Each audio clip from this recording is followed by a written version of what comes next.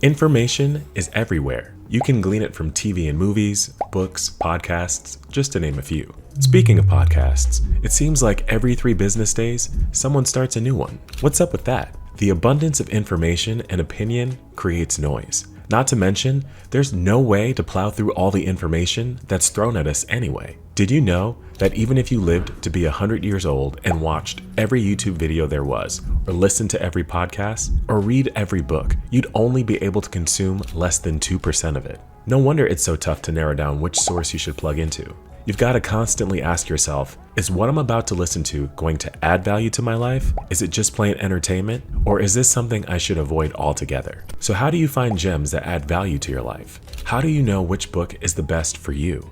Certain books will greatly impact your life and how you see the world. Based on the history of these books, my own experience reading them, and some research I did on them, these are not just books you need to read in your lifetime. These are books you need to read ASAP.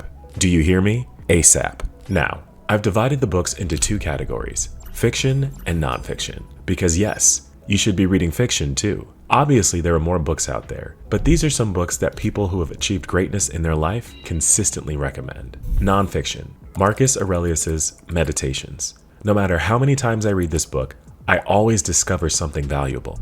The author of this book, Marcus Aurelius, was one of the last great Roman emperors. He was a great leader who followed Stoic philosophy, which I believe is what we need in this current world of chaos. Stoicism is a set of principles that guides one's thoughts and behaviors toward resilience, well-being, personal responsibility, and a happy life. When Marcus wrote the principles in this book, he never meant for it to be seen by the public. He wrote this content in his personal diary. He wrote it for himself to remind himself of the principles that he needed to live by to become a better man and a better emperor. When you read this book, you will see a lot of principles are repeated, almost like a constant reminder to himself to do better, which I guess is why it's titled Meditations. Aurelius wrote these principles nearly 2,000 years ago, and they're still very relevant today. I'm sure if you read it and pick up some of the principles in this book, you'll definitely see a shift in your life. 2.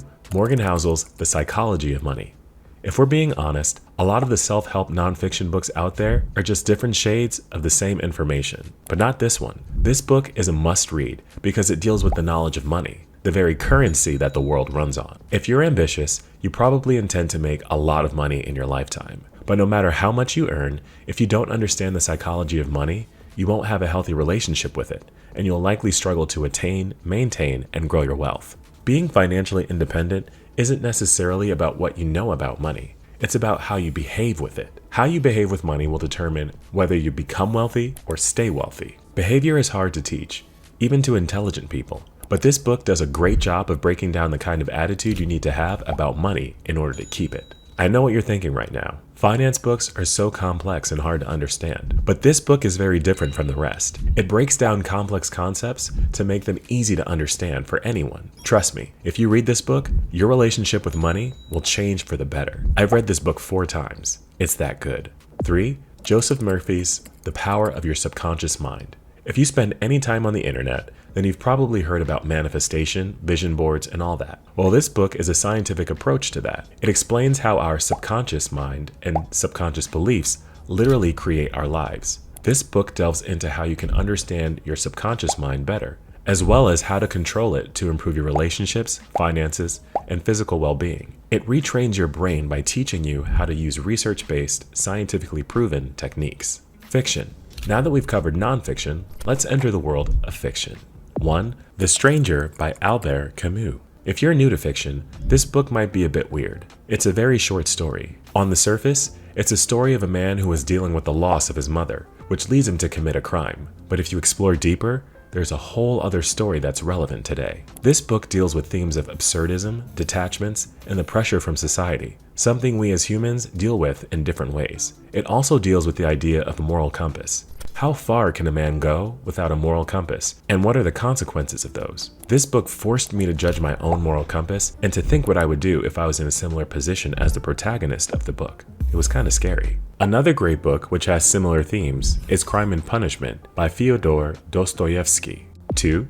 All Quiet on the Western Front, Erich Maria Remarque, one of my favorite fiction books ever written. It tells the story of a 20-year-old young man who enlists himself as a soldier in World War I and how it completely shatters him as a person. It's an anti-war book, and it was written in a time when people used to glorify war. Apart from the beautiful writing that plays on your imagination, this book delves into the effect of war on the human psyche. In times of war, often the person on the war front faces the brutality of war in a way that civilians can never understand. With the chaotic times that we live in, this book will help you appreciate how lucky you are that you don't have to face what generations before you faced. No book, poem, or film can adequately capture that horror. 3.